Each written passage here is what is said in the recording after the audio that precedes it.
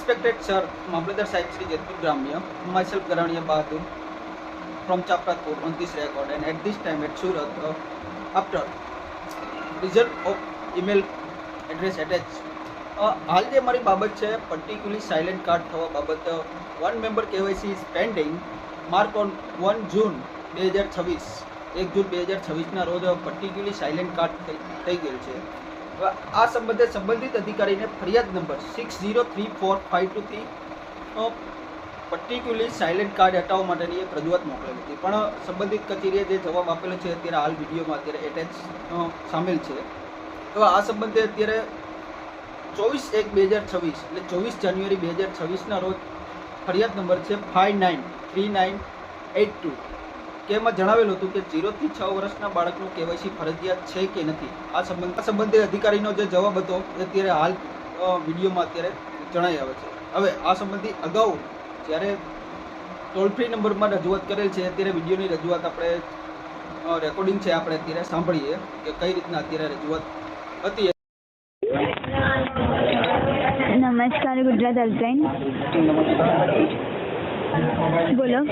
મારે રાશન કાર્ડમાં KYC છે, એના વિશે માહિતી જોઈએ છે. હા, બોલો. કેટલા વર્ષના બાળકને આપણે KYC ફરજિયાત કરવાનું હોય છે? 6 વર્ષથી ઉપર નાનું KYC થઈ શકે છે. 6 વર્ષના ઉપરનું KYC થઈ શકે? હા.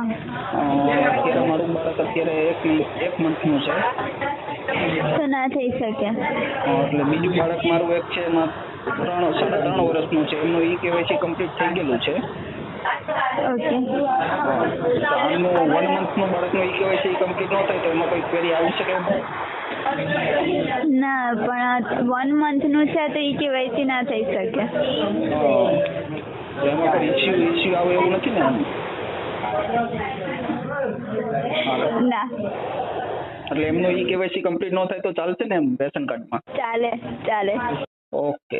હા, એ લોકોના કમ્પલસરી હોવા જોઈએ. બાકી 6 વર્ષથી નીચે નાનું હોય તો કોઈ વાંધો નહીં, થતું નથી આમ તો. ઓકે. પણ આ સંબંધી અત્યારે પર્ટિક્યુલરલી સાયલેન્ટ કાર્ડ થવા મારું અત્યારે પર્ટિક્યુલરલી સાયલેન્ટ કાર્ડ થયેલ છે.